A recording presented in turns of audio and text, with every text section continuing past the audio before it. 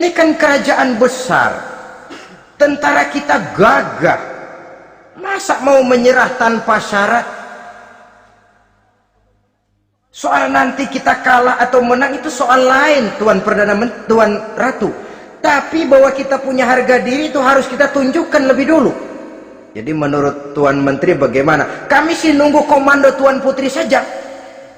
Artinya kalau boleh perang saja. Cuma mau duluin, takut dikira nyelongcong. Kami sih gimana komando Tuan Ratu saja. Tuan komandokan berangkat, kami segera berangkat. Terserah Tuan Putri, kami seluruhnya loyal, taat dan setia menunggu titah dari Sri Paduka Ratu. Terima kasih para menteriku. Soal kesetiaanmu saya tidak meragukan. Tapi perang dimanapun selalu membawa kerugian. Kita menang rugi, tentu jatuh korban. Apalagi kalau kita kalah. Dan raja-raja yang mengalahkan negeri-negeri lain selalu membawa kehinaan kepada negeri yang dikalahkannya. Jadi bagaimana? Sekarang begini saja, kita ambil jalan tengah. Lalu diplomasi dulu. Diplomasi macam apa Tuan Ratu? Kita kirim utusan kepada Nabi Sulaiman. Dari sana nanti kita lihat reaksinya. Saya memang selama ini sudah dengar siapa itu Nabi Sulaiman. Katanya orangnya masih muda, masih bujangan, bijaksana, kekuasaannya besar, tentaranya hebat. Cuma kan baru berita, kita cek. Jadi diplomasi macam apa Tuan Ratu? Kita kirim utusan kepada Raja Sulaiman. Kita bawakan hadiah-hadiahnya yang mahal-mahal, mewah-mewah, menarik. Pokoknya yang terbaik di negeri kita berikan kepadanya. Lihat reaksinya. Kalau dia tergiur dengan hadiah itu, dia raja, bukan nabi.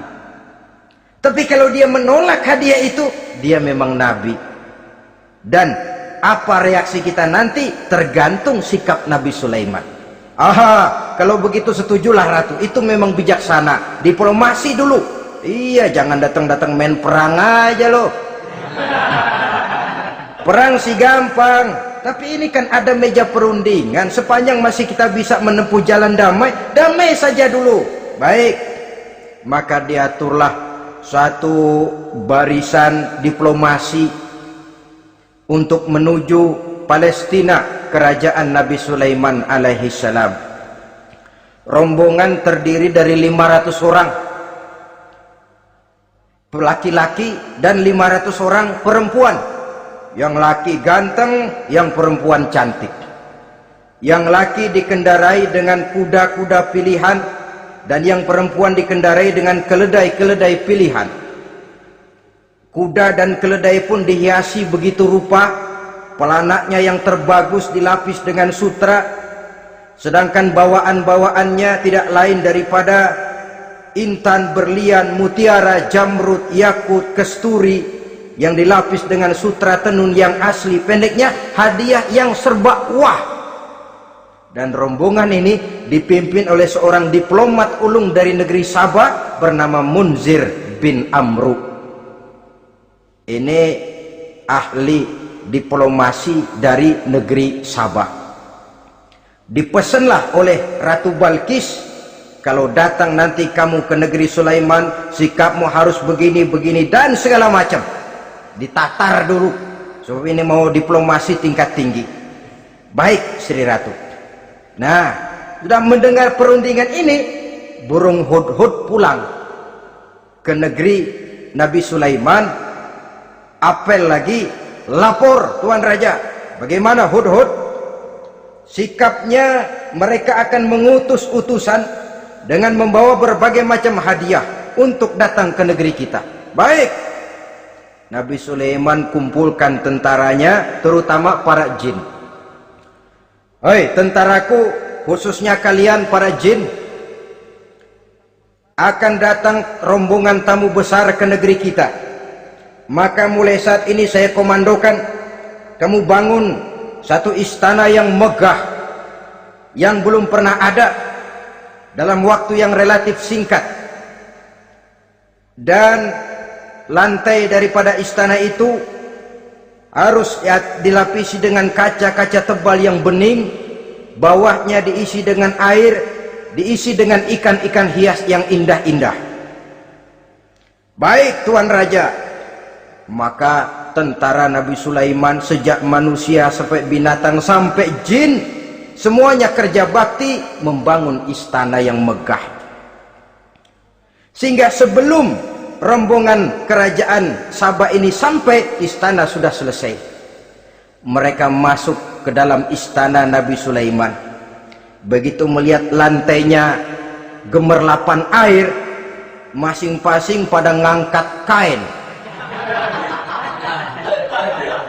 Takut kainnya basah. Waduh, ini istana kebanjiran begini, pikiran. Kata Nabi Sulaiman, nggak usah diangkat kainnya, nggak usah. Ini dilapis kaca, cuma bawahnya memang kolam. Kolamnya berisi ikan. Oh, bengong, bengong aja pada melongo mulutnya. Saudara-saudara, jadi persis orang yang tinggal di puncak gunung datang ke tengah-tengah kota. Kan noraknya minta ampun. Apaan aja ditunjuk, apaan aja dilihat, apaan aja ditunjuk. Ini ya, itu ya, wah, wah, sudah semuanya serba wah. Jadi kalau istilah tingkat diplomasinya, mereka sudah kalah mental. Dan itu sudah kemenangan pertama dari Nabi Sulaiman. Sudah shock. Mereka merasa negeri Sabah kaya, luar biasa, hebat.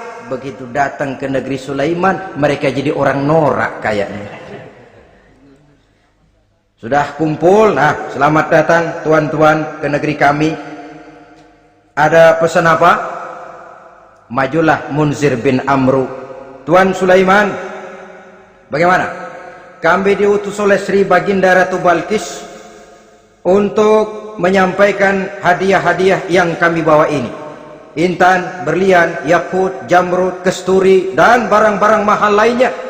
Mudah-mudahan Tuan bisa menerima dengan senang hati. Nabi Sulaiman tersenyum. Lalu beliau berkata, "Atumiddunani bimalin, fama atani Allahu khairun mimma atakum."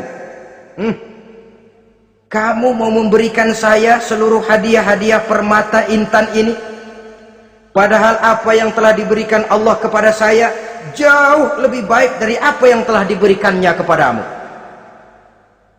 Kamu merasa bahwa saya kekurangan semua ini?